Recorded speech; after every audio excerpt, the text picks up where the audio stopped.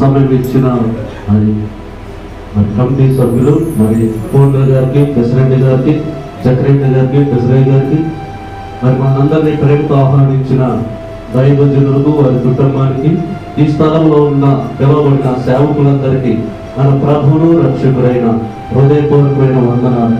హల్లెలూయా, హల్లెలూయా. నేను ఒక చిన్న పదవి పాడి వాక్యాన్ని వెళ్తాను ప్రియులారా. హల్లెలూయా. మహిమ ఘనత ప్రభావమును నీకే చెల్లించనా,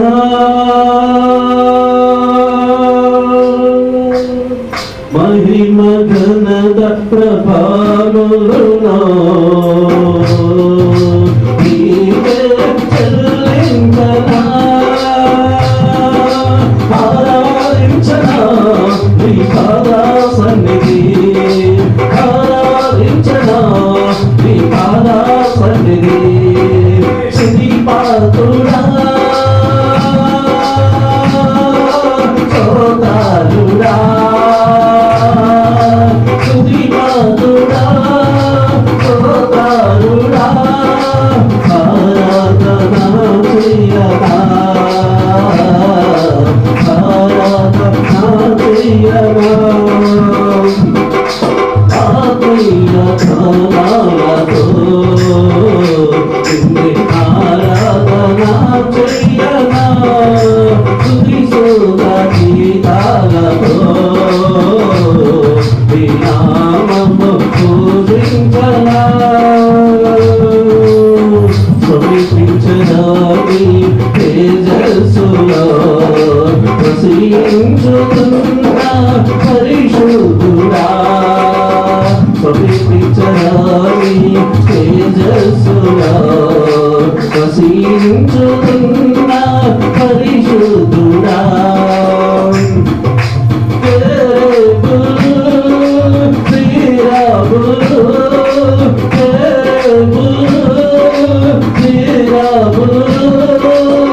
నీ సన్నిధానము దేవారాధులు, నీ సన్నిధానము దేవారాధులు, సోదరం చేసగా నా ప్రాణనాథుడా, సోదరం చేసగా నా ప్రాణనాథుడా.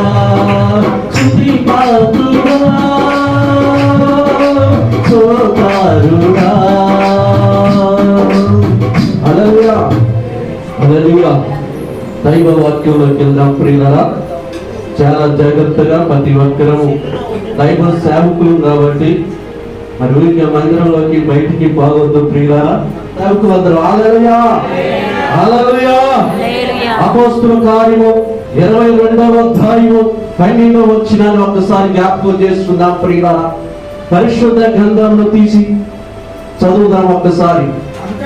అంతటా ధర్మశాస్త్రము చొప్పున భక్తిపరుడును అక్కడ కాపురమున్న యూదులందరి చేత మంచి పేరు పొందిన వాడై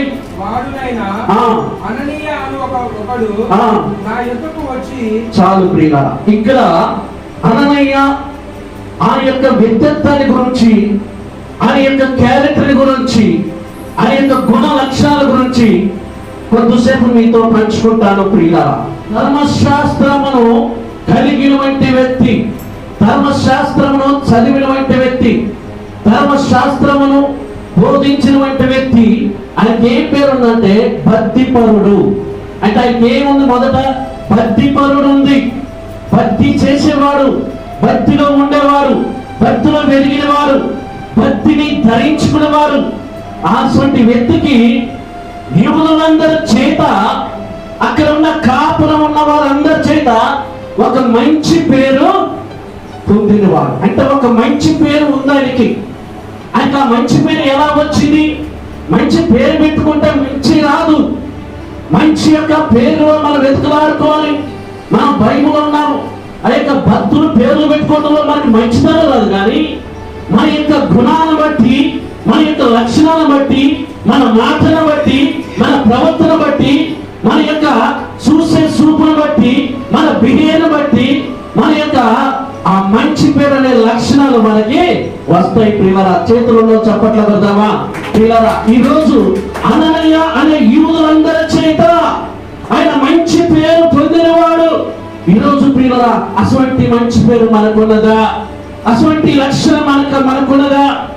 ఆ యొక్క అననీయ ధర్మశాస్త్ర గ్రంథాన్ని పట్టుకున్న వాడే, ధర్మశాస్త్ర గ్రంథాన్ని బోధించిన వాడే, ధర్మశాస్త్ర గ్రంథాన్ని అనుసరించిన వ్యక్తి. కానీ ఆయన క్యారెక్టర్ బాగుందంటున్నారు. ఆయన గురించి ప్రజలు సాక్ష్యం ఇస్తున్నారు. ఆ పక్కన ఊళ్ళో కాదు, ఈ పక్కన ఊళ్ళో కాదు, తన ఉంటున్న పట్టణంలోనే, తన ఉంటున్న గ్రామంలోనే, తన ఉంటున్న కాలనీలోనే, తన ఉంటున్న గృహంలోనే, అక్కడ ఉన్న కాపురం ఉన్న వారందరితో కూడా మంచి పేరు తెచ్చుకున్న వంటి వ్యక్తి అననీయ. హల్లెలూయా. ఈరోజు ప్రియులారా, పరిశుద్ధ గ్రంథాన్ని పట్టుకున్న మనకి మంచి పేరు ఉందా? సంఘంలో మనకి మంచి పేరు ఉందా?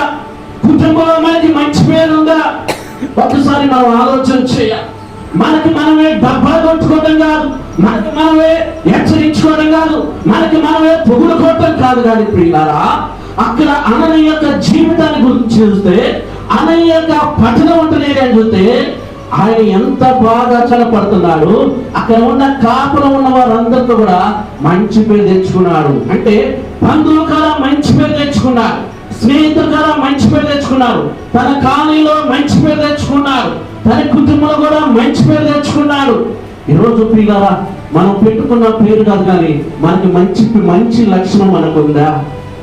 మన గురించి ఎదుటి వారు ఏమనుకుంటున్నారు, మన గురించి ఎదుటి వారు ఏ విధంగా ఆలోచన చేస్తున్నారు, మనం చేస్తున్న పరిచర్య కావచ్చు, మనం చేస్తున్న యొక్క దేవుడు సేవే కావచ్చు, మనం వెళుతున్న యొక్క ప్రార్థన కార్యక్రమాలు కావచ్చు. కానీ మన క్యారెక్టర్ సమాజంలో ఎలా ఉంది, మన క్యారెక్టర్ మన సంఘంలో ఎలా ఉంది, మన బిహేవియర్ మన మందిరంలో ఏ విధంగా ఉంది? ఒక్కసారి ఆలోచన చేయండి ప్రియులా. ఈరోజు దేవుడు నిన్ను నన్ను ప్రశ్నిస్తున్నాడు ప్రియులా. ఒక భక్తుడి గురించి గొప్పగా బైబిల్లో రాయబడదంటే, ఆ యొక్క వ్యక్తిత్వాన్ని గురించి దేవుడు చక్కగా చెబుతున్నాడంటే, ఈరోజు మన గురించి మన సంఘస్థులు మనం చెప్పే విధంగా మనం ఉన్నామా? మన సంఘస్థులు మన గురించి ఒక మంచి మాటలు చెప్పే విధంగా మన యొక్క బిహేవియర్ ఉందా? ఒక్కసారి మనం ఆలోచన చేయాలి ప్రియులారా. ఈరోజు మనకి భక్తి ఉందా అని.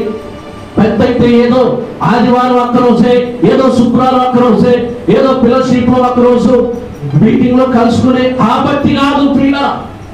మన బతికినంత కాలం, ప్రభు భూమి మీదకి వచ్చేంత వరకు, మన భూమి నుంచి వెళ్ళిపోయేంత వరకు కూడా మన భక్తిని మనం కాపాడుకోవాలి, మన జీవితాన్ని మనం కాపాడుకోవాలి, మనకు అప్పగించిన పనిని కాపాడుకోవాలి. అప్పగించిన పనిలో దేవుడికి, సంఘానికి, కుటుంబానికి నమ్మకమైన సేవ మనము చేయాలి ప్రియులారా. చప్పట్ల కదా ప్రియులారా. ఇంకొక వ్యక్తి గురించి ప్రియులారా, ఇతగాడు భక్తిపరుడు, మంచి పేరు అక్కడ ఉన్న వారందరితో ఉన్నది. ఈరోజు మన కాలనీలో మన గురించి ఏమనుకుంటున్నారు? పలానా సేవకుడు మంచి ప్రార్థనా పరుడు, పలానా సేవకుడు ప్రేమ కలిగిన వాడు, పలానా సేవకుడు జాలి కలిగిన వాడు, పలానా సేవకుడు పిలిస్తే వచ్చి చక్కగా ప్రార్థన చేసేవాడు అని మన గురించి మంచి చెబుతున్నారా, చెడు చెబుతున్నారా? ఒకసారి మనం ఆలోచన చేయాలి. మనకి క్రైస్తవులే ఫ్రెండ్స్ ఉండరు, మన యొక్క క్రైస్తవులే మనకి బంధువులు ఉండరు. అనేకమైన కులాల, అనేకమైన వర్గాల, అనేకమైన మతాల మనకు అందరూ స్నేహితులు ఉన్నారు, బంధువులు ఉన్నారు, అందరూ ఉన్నారు. కానీ వారి మధ్య మన సాక్ష్యం ఎలా ఉంది, వారి మధ్యలో మన బిహేవియర్ ఎలా ఉంది, వారి మధ్యలో మన యొక్క వ్యక్తిత్వం ఎలా ఉంది? సంఘంలో మనం మంచిగానే పాటలు పాడొచ్చు, సంఘంలో మంచిగా మనం బైబుల్ రీడింగ్ చేయొచ్చు, బైబుల్ సంఘంలో మంచిగా ప్రసంగం చేయొచ్చు. కానీ వ్యక్తిగతంగా నీ తోటి వారిని ఏమనుకుంటున్నారు, నీ తోటి వారిని ఏమనుకున్నారు? మంచి సేవకుడు అని నీ గురించి నీ పక్కింటావా చెప్పగలుగుతుందా? మంచి సేవకుడు అని నీ పక్కింటావా చెప్పగలుగుతుందా? ఈరోజు పిల్ల చాలా సంఘాలలో వెనకబడిపోవడం కారణం ఏంటంటే పిల్లరా, ఒక దైవ సేవకుడు నాతో పాటు అన్నారు, మన బిహేవియర్ బట్టే ఉండింది పిల్లరా, మన క్యారెక్టర్ బట్టే ఉండింది. ఇక్కడ అననీయ క్యారెక్టర్ దేవుడు చక్కగా రాయించినట్టే ఆ క్యారెక్టర్ పర్ఫెక్ట్ ఉంది. ఆయన బోధకుడే, ఆయన బోధ చేసేవాడే. కానీ ఆయన ఉంటున్న పట్టణం, ఆయన ఉంటున్న గ్రామంలో ఆయన బంధువు కదా, స్నేహితులు కదా మంచి పేరు ఉంది. మరి మనకి ఏ మంచి పేరు ఉంది ఒక్కసారి మనం ఆలోచన చేయాలి ప్రియులారా. ఇది యొక్క సమయంలో ఒక సేవకుడుగా నేను హెచ్చరించుకుంటూ మిమ్మల్ని హెచ్చరిస్తూ పరిశుద్ధాత్మ దేవుడు మనకి బోధిస్తున్నాడు ప్రియులారా. ఒక్కసారి మనం జ్ఞాపకం చేసుకోవాలి. మన మనుషుల ముందు నటించిన, ప్రజల ముందు నటించిన, స్నేహితుల ముందు నటించిన, ఏదో ఒక రోజు మన రంగు బయటపడింది, ఏదో ఒక రోజు మన జీవితం బయటపడింది. అంతదాకా మనం ఎందుకు తెచ్చుకోవాలి? అంతదాకా మనం ఎందుకు వెళ్ళాలి? ఈరోజు దైవ వాక్యాన్ని పట్టుకున్నట్టే చాలా ధన్యులమండి. ఈ సేవ పిలుపు కలిగి సేవ చేస్తామంటే చాలా అదృష్టవంతం అండి, చాలా గొప్పవారు అండి ప్రియుల. ఈరోజు ప్రియులారా, మన యొక్క 1 కొరింథీ 1:28 చెప్పినట్టుగా జ్ఞానమును సిగ్గుపరచుకు లోకములో ఎర్రివాణి. ఈరోజు ఒక అమ్మాయిని వివాహం చేయాలడానికి జాబ్ ఉందా, ఆయనకి పొలం ఉందా, ఎంత చదివినా అలాంటి అమ్మాయిని ఈయటానికే 70-80 సంవత్సరాలు పెళ్లి చేసుకుని ఒకరిగా కలిసి ఉండటానికి ఆ అబ్బాయి బ్యాక్గ్రౌండ్ అడుగుతున్నారు, అమ్మాయి బ్యాక్గ్రౌండ్ అడుగుతున్నారు. నిన్ను నన్ను ఏ బ్యాక్గ్రౌండ్ అడగకుండానే, నిన్ను నన్ను ఏ యొక్క కులము మతం చూడకుండా, నిన్ను నన్ను ఏ క్యారెక్టర్ చూడకుండా పరిశుద్ధాత్మ దేవుడు మనం నిలబెట్టుకున్నాడంటే మనం ఎంత అదృష్టవంతులు. బంధువు కాలం మనం పనికి రాలేదు, స్నేహితుల కాలం మనం పనికి రాలేదు, మన కుటుంబంలో మనం పనికి రాలేదు, కానీ పనికి వచ్చే విధంగా పరిశుద్ధాత్మ దేవుడు మనం నిలబెట్టుకున్నాం. చెప్పండి కదా ప్రియులారా, ఆయనకి ఎంత మహిమకరంగా మనం జీవించాలి, ఆయన పనిని ఎంతగా మనం మహిమకరంగా మనం జరిగించాలి. ఒక్కసారి ఆలోచన చేయండి ప్రియులారా. ఈరోజు ప్రియులారా, నిజంగా నేను చెప్తున్నానండి, నేను 1వ తరగతి నా 3 సంవత్సరాలు చదివిన అక్షరదీపం ప్రియులారా. 10 సంవత్సరాలు గేదెలు కాసిన వాడిని. ఎంతవరకు నేను నిజంగా వాస్తవంగా బలిపేట మీద చెప్తున్నా. దేవుడు పిలిచాడు, వచ్చేసాడు. పిలిచిన దేవుడు నమ్మదగిన దేవుడు, పిలిచిన దేవుడు పోషించేవాడు, పిలిచిన దేవుడు ఆదరించేవాడు, పిలిచిన దేవుడు బలపరిచేవాడు. ప్రియులారా, ఈరోజు మనం కూడా మన జీవితంలో ప్రియులారా షాప్కి వచ్చిన కొత్తలో ఎంత ఆసక్తి కలిగి ఉంటాం, ఎన్ని గంటలు ప్రార్థన చేస్తుంటాం, ఎన్ని గంటలు పాటలు పాడుతుంటాం, ఎన్ని గంటలు ఆరాధన చేస్తాం. పలానా ఇంటికి పోతే మనం హౌస్ విజిటింగ్ చేస్తే బాగుండేదిగా, పలానా ఇంటికి వెళ్ళి వాళ్ళు మోటివేట్ చేస్తే బాగుండేదిగా, పలానా పోయి దేవుడు సువార్త ఆశ ఆలోచన ఈరోజు ఏమైపోతుందో ఒకసారి ఆలోచన చేయి. ఒకప్పుడు ఎన్ని గంటలు బైబిల్ చదివినా కానీ అదొక తుత్తనేది లేకపోయేది. ఈ రోజు పిల్లరా బైబిల్ని అలా చదవగలుగుతున్నావా, అలా ఆరాధన చేయగలుగుతున్నావా? ఒకప్పుడు గంట తరబడి మోకాళ్ళ మీద ఉండి ప్రార్థన చేసేవాడే. ఈరోజు పిల్లరా మోకాళ్ళు వేసి ప్రార్థన చేయగలుగుతున్నావా? చాలా మంది అంటారు, అయ్యా నా సంఘం అభివృద్ధి కావట్లేదు, నా సంఘం విస్తరించబడట్లేదు, నా సంఘంలో అనేక మందిని దేవుడు నడిపించవట్లేదని వాళ్ళకే చెబుతుందని. అసలు నువ్వు చెప్పవలసింది ఎవరికంట? నేను పిలిచిన దేవుడికి చెప్పుకోవాలి. చెప్పండి కదమ్మా, నువ్వు పిలిచిన దేవుడి దగ్గర మోకరించి ఏడవాలి, నువ్వు నిన్ను పిలిచిన దేవుడి దగ్గర కన్నీరుగా చాడి చెప్పుకోవాలి. ఈ లోకంలో ఎవరో చెప్పుకున్నా మాటలు చెప్పి సరిపుచ్చుతారు కానీ మీకేమీ చేయరు. కానీ పిలిచిన దేవుడు మాత్రమే మీ జీవితాన్ని అద్భుతంగా, బ్రహ్మాండంగా, ఆశీర్వాదకరంగా మారుస్తారు. చెప్పడం కదా మా ప్రియులారా, ఈరోజు మనం భక్తిలో పర్ఫెక్ట్ గా ఉండాలి ప్రియులారా, మన విశ్వాసంలో పర్ఫెక్ట్ గా ఉండాలి ప్రియులారా. ఇంకొక వ్యక్తికి మీరు చూపిస్తాను ప్రియులారా. నెహెమ్యా గ్రంథం 8వ అధ్యాయము 8వ వచనం చదువుదాం ప్రియులారా. ఇటువలనే దేవుడి గ్రంథమును స్పష్టంగా చదివి వినిపించి జనులు బాగా గ్రహించినట్లు వారికి అర్థం చెప్పి జనులందరూ ధర్మశాస్త్రపు గ్రంథపు మాటలు విని ఏడవటం మొదలు పెట్ట. చాలు ప్రియులారా, హల్లెలూయా, హల్లెలూయా, హల్లెలూయా. ప్రియులారా, ఇక్కడ నెహెమ్యా మనకు కనపడుతున్నా. నెహెమ్యా యెరూషలేములో దేవుని మందిరంలో దైవ వాక్యాన్ని చెబుతుంటే ఆ ధర్మశాస్త్రాన్ని ఎలా చదువుతున్నాడంటే ఇటువలే అంటున్నాడు ప్రియులారా. ఇటువలే ధర్మశాస్త్రం గ్రంథపు మాటలు ఎలా చదువుతున్నాడంటే స్పష్టంగా. చాలా మంది నేను అనబోదు కానీ మీరు వినబోదు కానీ ప్రియులారా, బైబిల్ని చదివే విధానం కూడా, బైబిల్ని బోధించే విధానం కూడా ఎప్పుడు ఎక్కడ ఎలా చెప్పాలో కూడా చాలా మందికి తెలియనే తెలియదు. ఒక ఇంటికి మేము భోజనానికి వెళ్ళిన భోజనానికి వెళ్ళినప్పుడు భోజనం కోసం ప్రార్థన చేయాలి. చేస్తే ఒక 2 నిమిషాలు 1 నిమిషం చేయాలి.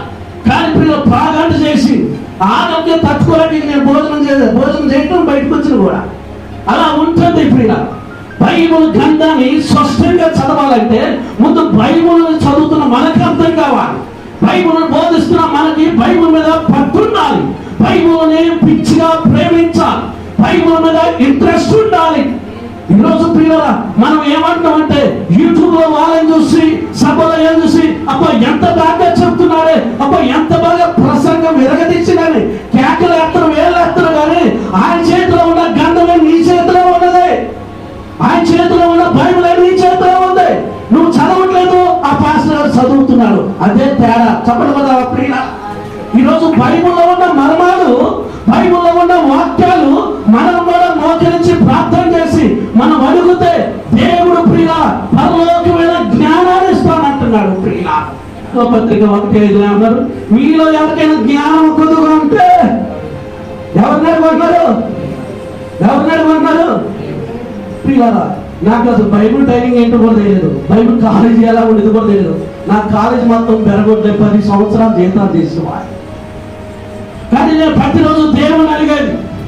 అది ఎలా ఎక్కడ నేర్చుకున్నానంటే మన ఫాదర్ గారు ప్రెసిడెంట్ గారి దగ్గర నేను నేర్చుకున్నాను.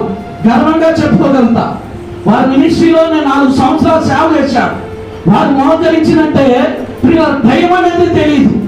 అంత నీలమైపోతుడు.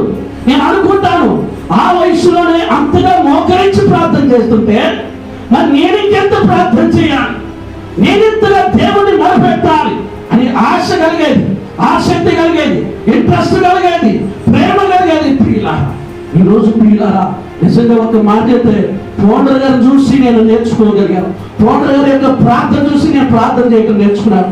ఫౌండర్ గారు చేసే ఆ యొక్క వాక్యాలు నేర్చుకొని ఈరోజు చెప్పగలుగుతున్నాను. ప్రియులారా, ఇక్కడ ప్రియులారా బైబిల్ని స్పష్టంగా చదవాలంటే ముందు మనకు అర్థం కావాలి. ముందు మనం బైబిల్ని చదవటం నేర్చుకోవాలి. ఆది కాలం నుండి ప్రకటన గ్రంథం దాకా 66 పుస్తకాలు ప్రియులారా. ఈ 66 పుస్తకాలు కూడా ఎవరు రాశారు, ఎప్పుడు రాశారని బైబిల్లో చక్కగా రాయబడింది. ఈరోజు మనం ఆ బైబిల్ పట్టుకుంటున్నాం. మనం మందిరంలోకి వెళ్ళి చెబుతుంటే జనులు ఎలా వింటున్నారంట, ఏడుస్తున్నారంట. మనం ప్రార్థన చేస్తే ఏడ్చేవాళ్ళని చూసిరు, ఆరాధన చూస్తే ఏడ్చేవాళ్ళని చూసిరు, కష్టం వచ్చినా ఏడ్చేవాళ్ళని చూసిరు. వాక్యం చెప్తుంటేనే ఏడుతుందంట వాళ్ళు. వాక్యం చెప్తుంటే ఏడ్చే వాళ్ళు ఎక్కడైనా మనం చూసినవా అంటే వాక్యంలో వాళ్ళని ఏ విధంగా నెహెమ్యా తీసుకెళ్ళగలిగిండు, వాక్యాన్ని ఏ విధంగా వాళ్ళకి బోధించగలిగిండు, వాక్యాన్ని ఏ విధంగా వాళ్ళకి సప్లై చేయగలిగిండు. ఒక్కసారి ఆలోచించి మన చర్చికి వచ్చేవారు రకరకాలాంటి వాళ్ళు వస్తారు. మన చర్చికి వచ్చారు రకరకాలంటి మనసులో వస్తారు. పిల్లరా వారికి ఏ విధంగా వాక్యం చెప్పాలి. ఒకరు సంఘాన్ని చూస్తానికి వస్తారు, ఒకరు సంఘంలో ఉన్న యొక్క జనాలు ఎలా ఉన్నారని చూస్తానికి వస్తారు. అసలు ఈ సేవకులు ఏ ప్రసంగం చేస్తారు, ఎలా తప్పుడు వదని రకరకాల మన సంఘానికి వస్తారు. వారి మధ్య మన ప్రవర్తన ఎలా ఉండాలి, వారి మధ్య మన వాక్యం ఏ విధంగా ఉండాలి. ఒక్కసారి ఆలోచన చేయండి పిల్లరా. ఈరోజు మన సంఘం ఎదగపడడం కారణం మనమే. మనం ఏమంటే ఈ పక్కి సేవకుల మీద ఆ సేవకుల మీద ఎడుతూ అసలు నువ్వు ఏడవలసింది దేవుడి దగ్గర. ఎవరికైనా జ్ఞానం పొదువుగా ఉంటే ఎవరిని అడుగుతున్నాడు, దేవుని అడుగు. ఆయన అడిగితే సమృద్ధిని ఇస్తాం. దగ్గరికి రావా, మనమంతా బైబిల్ దగ్గరికి రావా. నెహెమ్యా వాక్యాన్ని బోధిస్తున్నట్ట జనులు ఏడుస్తున్నారంటే ఎంత అద్భుతంగా తన గ్రంథంలో ఉన్న మాటలు చెప్పగలిగాడండి నెహెమ్యా గారు.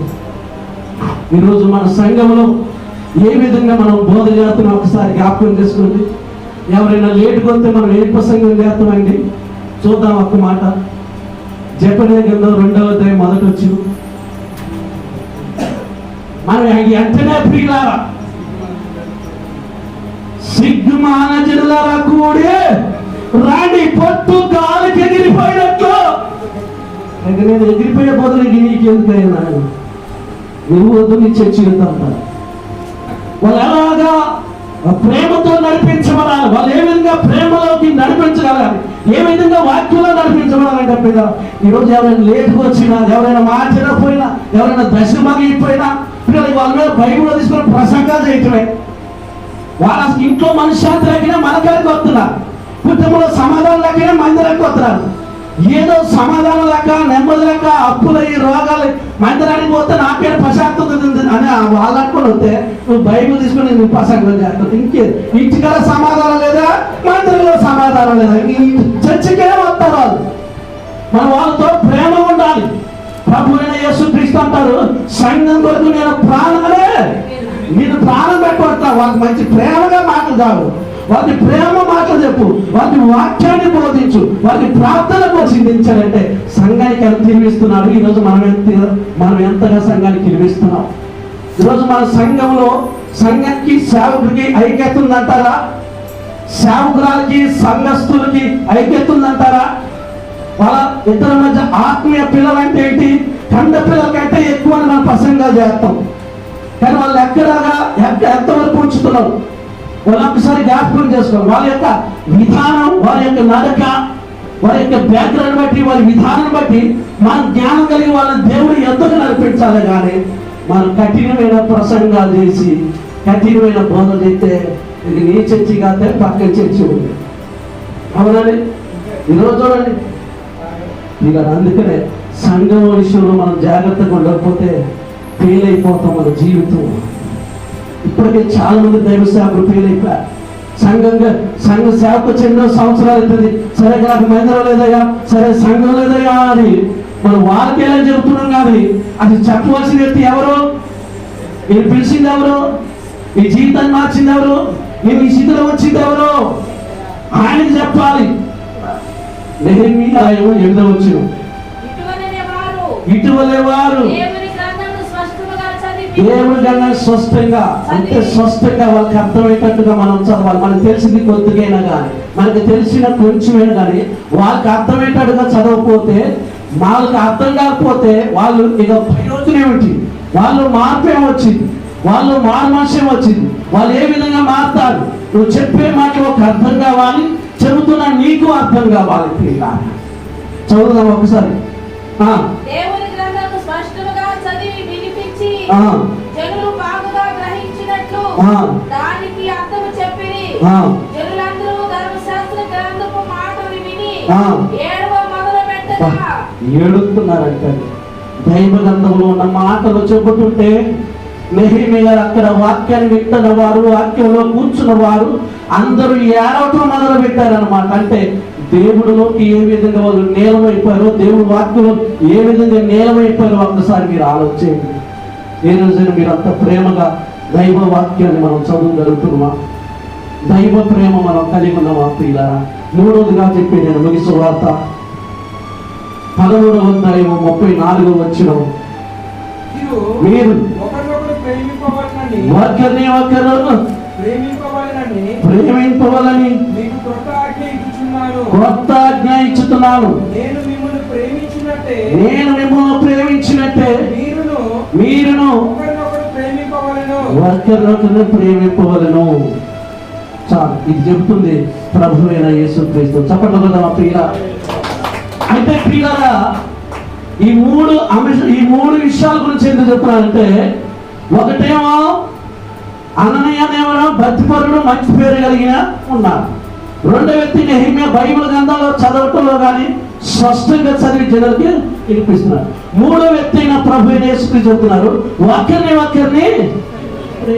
యేసు ఏదైతే చెప్పాడో చెప్పింది మనం చేయమన్నది మనం చేయం. మన గుణము అది ప్రియ.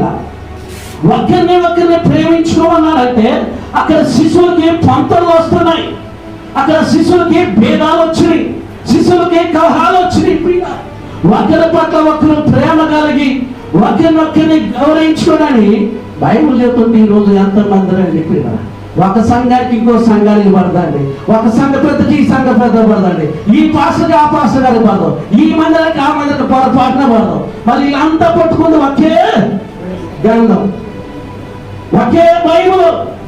ఇలా చూడండి ప్రియుల, సోషల్ మీడియా చూడండి, యూట్యూబ్ లో చూడండి, ఫేస్బుక్ లో చూడండి, ట్విట్టర్ లో చూడండి, అలా ఎప్పుడు చూడండి, సేవకులు తిట్టుకుంటున్నా. ఇలా తిట్టుకోవటం వల్ల, సేవకులు విమర్శించుకోవటం వల్ల ఎవరికి అవమానం వస్తుంది, ఎవరికి బాధ కలుగుతుంది, ఎవరికి దుఃఖం కలుగుతుంది విషయంలో మర్చిపోయి పక్క ఇంటి విషయాలను, పక్కన ఇంటి సంఘ విషయాలు, పక్క సేవకు విషయాలు, పక్కన సేవకురాలు యొక్క విషయాలు మనకు ఎందుకండి పిల్లారా? ఈరోజు ఎక్కువ విమర్శించుకోవట్లేదా? ఆ సేవకుడి ఇంటికి నేను పోనండి, చచ్చిపోయాక ఆ సేవకుడు మాత్రం నేను దక్కనంటావు, చచ్చిపోయాక నిన్నే నలుగురు మొయ్యటం కావాలి, నువ్వు ఏం పోతావు? ఈరోజు ఎంత స్వార్థంగా ఉంటున్నారు, ఎంత యొక్క విగువ పెంచుకుంటున్నారు చూడండి. దేన్ని చూసుకొని మనం విగువ పెంచుకుంటున్నాం, దేన్ని చూసుకొని అహంకారం పెంచుకుంటున్నాం. బైబుల్లో ఉన్నది ఉన్నట్టుగా మనం చదివితే దాన్ని పాటించే వారికి మనం ఉండాలి. ప్రియ మరొకసారి చూడండి, ఆ మాట ఎంత బాగుందో. మీరు ఒకరినొకరు ప్రేమింపవలనని మీకు క్రొత్త ఆజ్ఞ ఇచ్చుచున్నాను. నేను మిమ్మల్ని ప్రేమించినట్టే మీరును ఒకరినొకరు ప్రేమింపవలెను. యేసయ్య మనల్ని ప్రేమించాడా లేదా?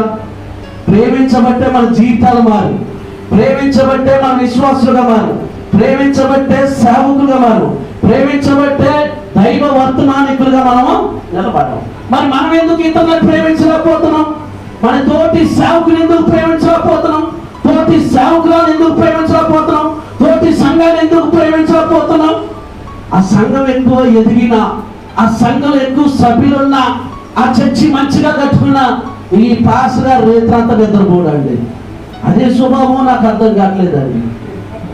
అసలు అదే ఆలోచన. దేవుడు ఏం చేద్దాం, ఒకరినొక్కరిని ప్రేమించండి, నేను మిమ్మల్ని ప్రేమించండి, మీరు ప్రేమించండి అంటుంటే ఈరోజు ఎందుకు స్వార్థం పెట్టుకుంటున్నాం? ఎందుకు ఇగో పెట్టుకుంటున్నాం? ఎందుకు స్వార్థంగా ఆలోచన చేస్తున్నాం?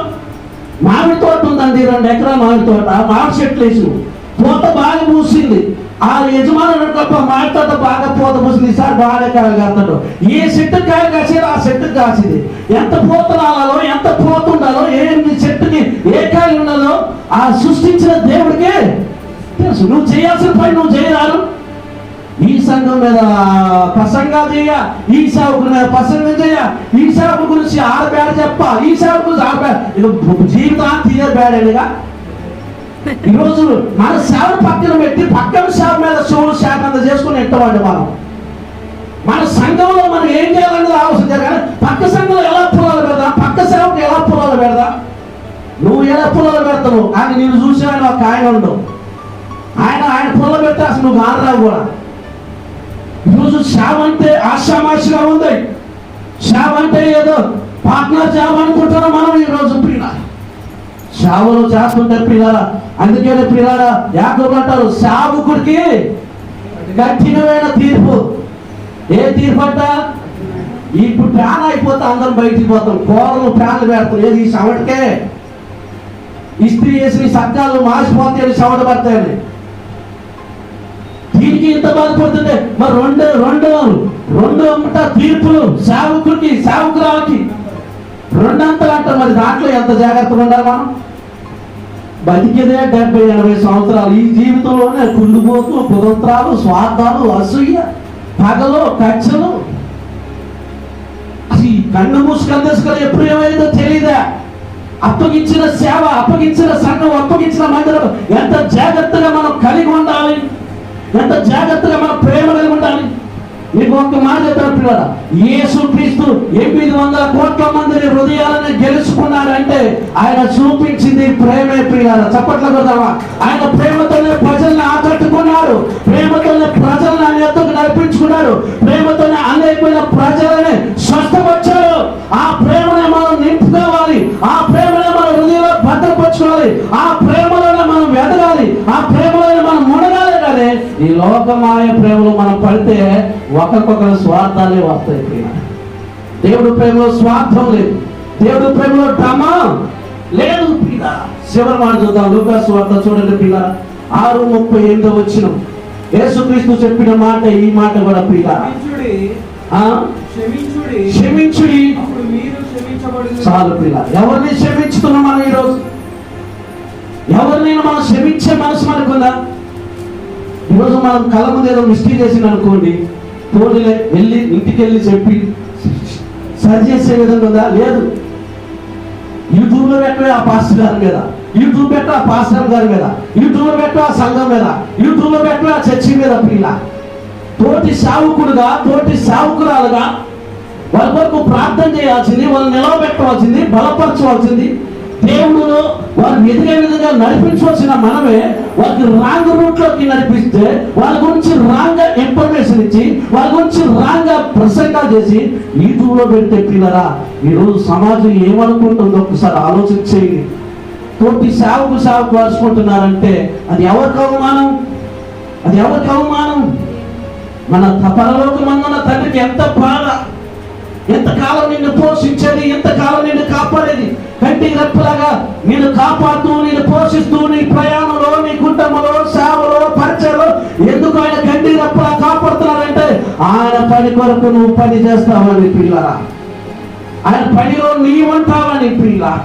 ఒక్కసారి నువ్వు జ్ఞాపకం క్షమించండి. ఈరోజు తోటి సేవకుని క్షమించుకునే విధంగా ఉండాలండి. తోటి సంఘంలో క్షమించే విధంగా ఉండాలండి. క్షమాపణ యేసుక్రీస్తు చాలా గొప్పగా చెప్పాడండి. శిలువ పైన యేసుక్రీస్తు పలికిన మాట, తండ్రి మీరు ఏం చేస్తున్నారో, మనమైతే రోగమాన తీసుకొని పోతాం, ఎమ్మడబడి శిలువ మీద దిగి రోగమాన తీసుకొని పోతాం. ఆవేశం, ఆందోళన, ఆలోచించం. ఈ మధ్య నేను సెంటర్ చేయడం ఇక్కడ ప్రార్థన చేయడం పోతా అన్నారు.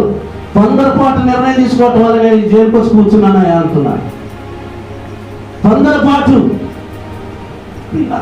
అందుకని బైబిల్ చెప్తుంది ప్రియులారా, యేసయ్య ఆ శిలువ మీద ఉన్న అంతగా ఆయన ఊసినా, అంతగా కొట్టినా, అంతగా దూసినా తండ్రి మీరు ఏం చేస్తున్నారు? ఈరోజు మనకుందా ఆ మనసు? ఈరోజు మన సంఘాలు, మన కుటుంబంలో, మన గ్రామంలో, మన పట్టణంలో క్షమించే మనసు, ప్రేమించే మనసు, తగ్గించుకునే మనసు, లోపడే మనసు, విధేయత చూపించే మనసు మనం ఉన్నామా? ఒక్కసారి మనం ఆలోచన చేయండి పిల్ల. చివరి మాట చెప్పి ముగిస్తాను పిల్లలు. చూడండి యోహాను సువార్త 4వ అధ్యాయం 37 వచ్చిన చూడండి. 4వ అధ్యాయం పిల్లల యేసు వారిని చూసి